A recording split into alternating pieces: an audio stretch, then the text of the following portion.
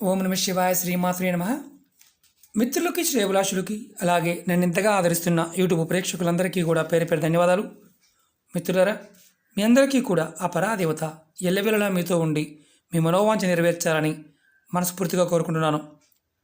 చాలామంది మిత్రులు, అక్క చెల్లెళ్ళు మెయిల్స్లోను కామెంట్స్లోను గురువుగారు మాకు నిత్య జీవితంలో ప్రతిరోజు కూడా అనేక రకాలైన సమస్యలు ఎదుర్కొంటున్నాము, బయటపడడానికి మార్గం చెప్పండి. అలాగే మేము జాతక పరిశీలన చేయించుకున్నాము, రాహుకేతు దోషం ఉందన్నారు, శని దోషం ఉందన్నారు, అలాగే పితృదోషాల వల్ల ఇబ్బంది పడుతున్నామని చెప్తున్నారు, తేలికగా బయటపడడానికి మార్గం చెప్పండి అని చాలామంది అడగడం జరిగింది. ఈరోజు మనం ఒక తేలికైన అద్భుతమైన మన ఇంట్లో ఉండే వస్తువులతో చేయగలిగే ఉపాయం చెప్తాను. మనం స్నానం చేసే నీళ్ళల్లో కొన్ని పదార్థాలు కలుపుకొని స్నానం చేయడం వల్ల మనం ఏదైతే సమస్యలు, ఇబ్బందులు వీటి నుంచి బయటపడవచ్చు. అందులో ప్రతి చిన్న విషయానికి కుటుంబ సభ్యులు గనక గొడవలు పడుతూ ఉంటే వారికి ఈ ఉపాయం అద్భుతంగా పనిచేస్తుంది. అలాగే మనం చేస్తున్న పనుల్లో ఆటంకాలు ఏర్పడుతూ ఉన్నా, మనం అనుకున్న టయానికి పనులు పూర్తి చేయలేకపోయినా, అంటే పూర్తి కాకపోవడం ఇలాంటి జరుగుతూ ఉన్నా, దానికి దోషం ఏంటంటే సహజంగా ఎన్ని పూజలు చేసినా ఫలితాలు రావడం లేదు అనేవారందరూ కూడా, ఏ ప్రయోగం చేసినా ఫలితం రావడం లేదు అనేవారందరూ కూడా పితృదోషాలతో బాధపడుతున్నారు అర్థం. అంటే పితృదేవతలు గనక మనకు సహకరిస్తే మనం చేసే ప్రతి పూజ, ప్రతి క్రియ ఏదైనా సరే తేలికగా అవుతుంది. లేకపోతే చాలా కష్టపడే, అంటే కష్టం అంటే మామూలు కష్టం కాదు. ఎంత కష్టపడ్డా 100 సార్లు కష్టపడితే ఏదో ఒక్కసారి ఫలితాన్ని ఇస్తూ ఉంటుంది. చాలామంది దీనివల్ల భగవంతుడిని కూడా దూషిస్తారు. అంటే భగవంతుడు మాకేం చేయడం లేదు, భగవంతుడికి ఎంత పూజ చేస్తున్నాము అంటూ ఉంటారు. అలా జరుగుతుంది అంటే అర్థం ఏంటంటే మీ జాతకంలో పితృదోషాల యొక్క ప్రభావం ఉందని అర్థం. మీరు ఈ ఉపాయం చేయడం వల్ల, ఈ తేలికైన ఉపాయం చేయడం వల్ల మీరు పితృదోషాల నుండి కూడా బయటపడతారు. అలాగే వారు శాంతిస్తారు. దానివల్ల మీరు చేస్తున్న పనుల్లో ఆటంకాలు తొలుగుతాయి. ఈ ఉపాయాన్ని ఆడవారైన మగవారైనా చేయవచ్చు. ఆడవారు నెలసరి సమయంలో మాత్రం చేయవద్దు. అలాగే ఈ ఉపాయానికి కావాల్సిన పదార్థాలు చెప్తాను. అలాగే మీకు ఈ వీడియో నచ్చినట్లయితే లైక్ చేయండి. ఛానల్ని కొత్తగా చూసేవారు సబ్స్క్రైబ్ చేసుకోండి. పక్కనే ఉన్న గంట సింబల్ని యాక్టివేట్ చేసుకోండి.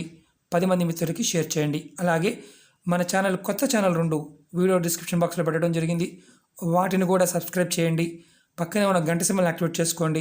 రాబోయే రోజుల్లో వాటిల్లో కూడా ఇందులో ఉన్న వీడియోలు, కొత్త వీడియోలు కూడా పోస్ట్ చేయడం జరుగుతుంది. ఈ ఉపాయానికి కావాల్సిన పదార్థాలు, మనం ఈ ఉపాయాన్ని ఎప్పుడు చేయాలో ముందు చెప్తాను. అలాగే ఈ ఉపాయాన్ని శనివారం ఉదయం చేయవచ్చు.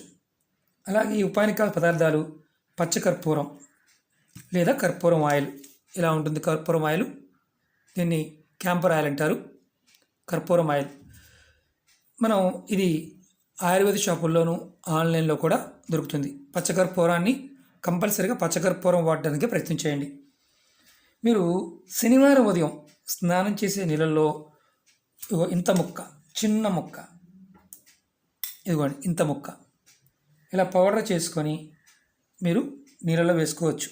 చూపిస్తున్నాను మామూలుగా ఇలా నీళ్ళలో వేసుకోవచ్చు. లేదంటే 2 చుక్కల ఆయిల్ని, క్యాంపర్ ఆయిల్ని నీళ్ళలో వేసుకోవచ్చు.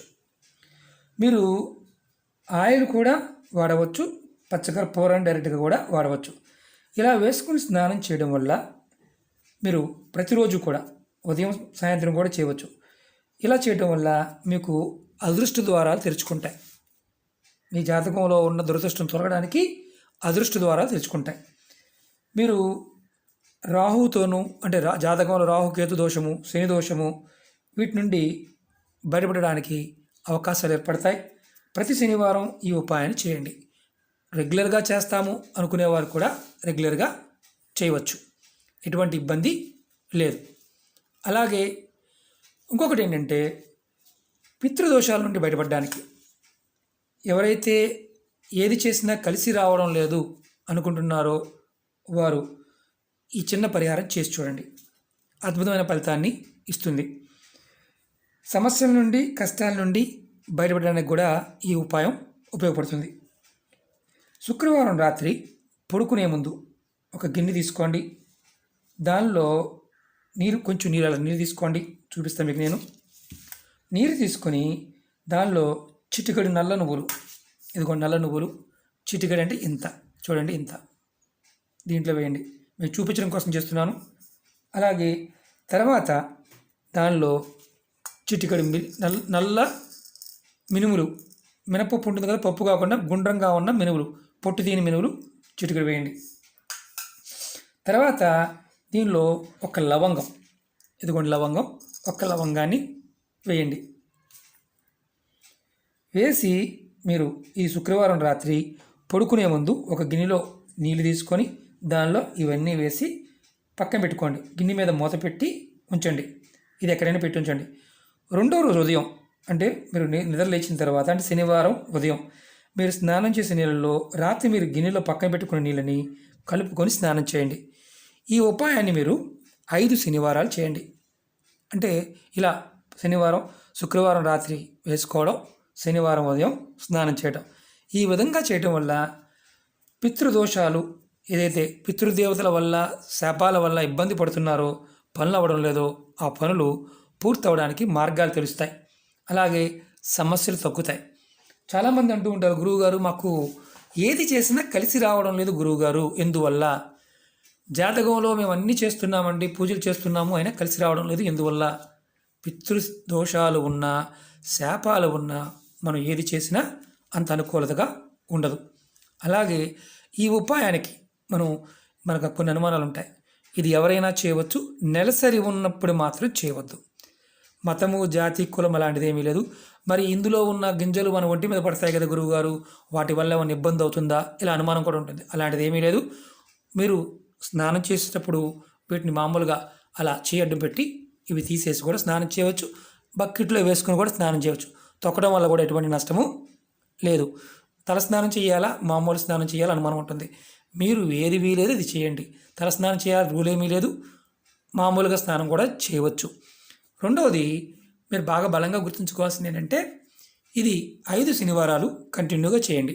మధ్యలో శనివారం గ్యాప్ వచ్చింది, ఏమైనా ఇబ్బంది ఏమీ లేదు. మళ్ళీ ఒక శనివారం ఎక్స్ట్రా చేయండి. ఎందుకంటే మనం ఖర్చు పెట్టి చేసుకోలేనప్పుడు ఈ చిన్న చిన్న పరిహారాలు, ప్రాకృతికమైన శక్తి మనకు సహాయం చేసే పరిస్థితిలో ఉన్నప్పుడు మాత్రమే చేయాలి. మరి పచ్చకర్పూరం వేశారు గురువుగారు, మీరు దాంట్లోనే వేశారంటే మీకు చూపించడానికి. మొదటి ఉపాయానికి కర్పూరం, రెండో ఉపాయానికి నీళ్ళలో ఎలా వేయాలని చూపించారు. ఎందుకంటే మనకు అనుమానాలు చాలా ఎక్కువ ఉంటాయి. ఎవరికైనా సరే అర్థమైతే చేయండి, అర్థం కాలేదనుకోండి పొరపాటున ప్రయత్నం చేయమాకండి. మా దగ్గర ఇది లేదండి, వేరేదంతా చేయవచ్చా, అసలు సబ్స్టిట్యూట్ గురించి ఆలోచించకండి, అంటే ఆల్టర్నేటివ్ గురించి ఆలోచించకండి. అవకాశం ఉంటేనే ప్రయత్నించేయండి. ఓకే మిత్రులారా, మీకు ఈ వీడియో నచ్చినట్లయితే లైక్ చేయండి, ఛానల్ని సబ్స్క్రైబ్ చేసుకోండి, పక్కనే ఉన్న గంట సింబల్ యాక్టివేట్ చేసుకోండి, 10 మంది మిత్రులకి షేర్ చేయండి. ఓం నమః శివాయ, శ్రీమాత్రే నమః.